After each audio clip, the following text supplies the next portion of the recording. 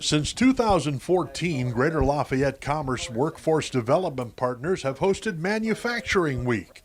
The event began as a one-day tour with area high school students. It has since grown to include over 4,000 student participants.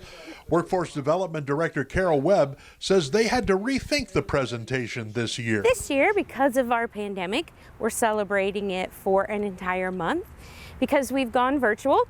And so when we've gone virtual, we're relying on our educators in the K-12 system to share those things in their classrooms. Webb says expanding to a month-long program gives educators extra time to prepare. We've grouped it up into 3 age groups: elementary, middle, and high school. And then we also have separated manufacturing into 4 different stories, 4 different areas. Each group will spend a week exploring the areas of design, production, shipping, and support.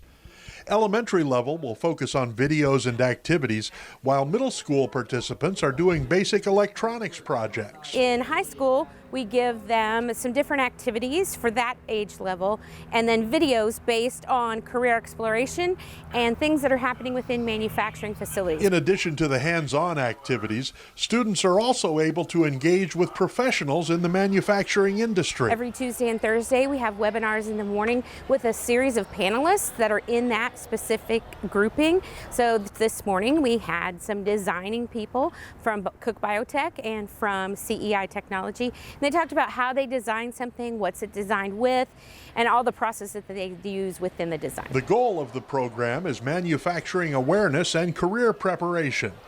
Webb says manufacturing growth in our area is expected to increase in the next 5 years, bringing jobs with it. We want to make sure that we are engaging students so that they have an understanding about what jobs are within manufacturing, what kind of career pathways they can have within manufacturing, and what kind of benefits they receive from being part of such an awesome community and workforce. Webb says Workforce Development hopes to resume in-person activities in 2021.